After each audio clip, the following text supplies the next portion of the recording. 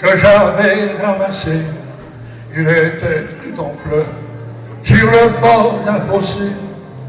Quand il m'a passé, il s'est mis à crier: Monsieur, ramassez-moi, chez vous, emmenez-moi. Mes frères m'ont oublié, je suis tombé, je suis malade. Si vous ne me cueillez point, je vais mourir, quelle balade. Je me ferai petit, tendre et soumis, je vous le jure. Monsieur, je vous en prie, délivrez-moi de ma torture. J'ai pris le petit bonheur, l'ai mis sous mes haillons. J'ai dit, faut pas qu'il meure, viens-t'en dans ma maison. Alors le petit bonheur a fait sa guérison. Sur le bord de mon cœur, il y avait une chanson.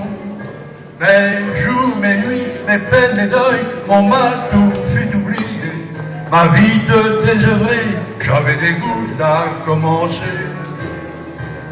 Quand il pleuvait dehors, où mes amis faisaient des peines, je prenais mon petit bonheur et je disais, c'est toi ma reine.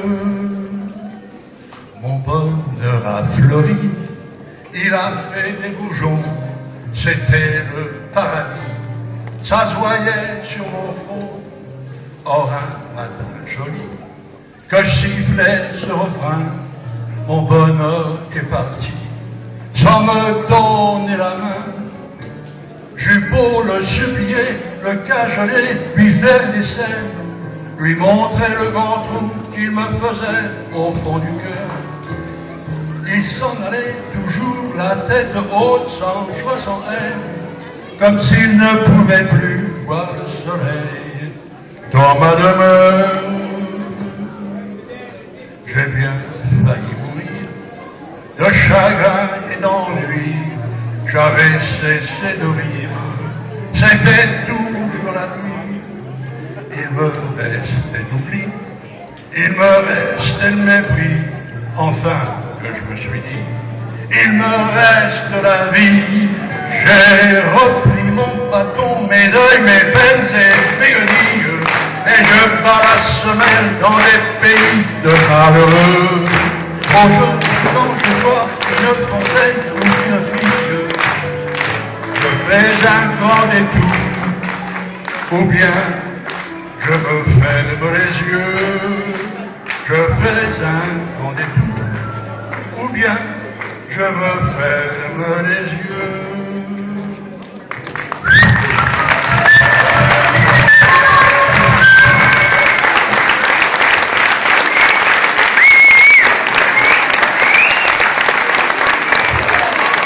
Bravo Jean.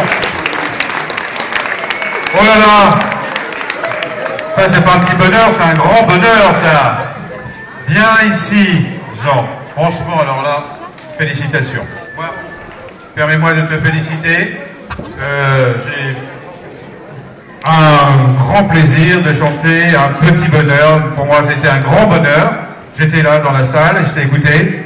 Et franchement, j'ai cru qu'il y avait Félix Leclerc dans la salle. Il y avait, en tout cas, il y avait quelque chose, son âme. Et je vais demander, tu vois, là, à ces messieurs et ces dames, de dire un petit peu quelque chose.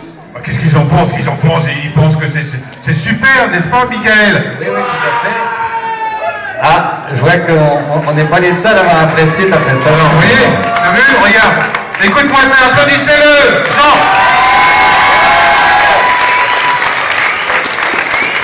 Alors, bravo, monsieur Jean. Alors, c'est un personnage, parce que pour répétition. Alors, on va écouter un petit peu les membres du jury, s'il vous plaît, Michael. Je disais, pas aux répétitions, nous n'étions pas là, mais aux présélections, on a eu l'occasion de rencontrer un petit peu Jean, il nous a fait beaucoup rire, il nous a chanté plusieurs chansons de Félix Leclerc, et je vous assure, c'est une personnalité qu'il faut rencontrer. Donc, profitez de la pause qui arrive, pour le rencontrer, c'est vraiment un personnage, et je pense que vous êtes plusieurs à déjà le connaître. En tout cas, nous, on a été ravis de le rencontrer, et rien que ça, fallait le déplacement. Merci beaucoup pour votre prestation, Jean, puisque vous avez un vrai talent d'interprète.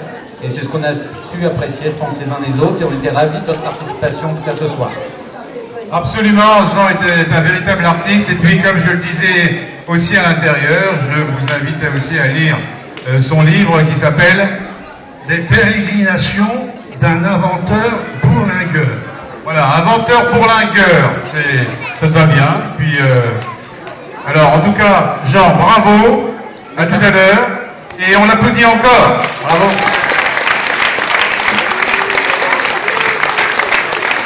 Alors, Marie-Laure vous l'a dit à l'instant, nous arrivons à la fin de la première partie.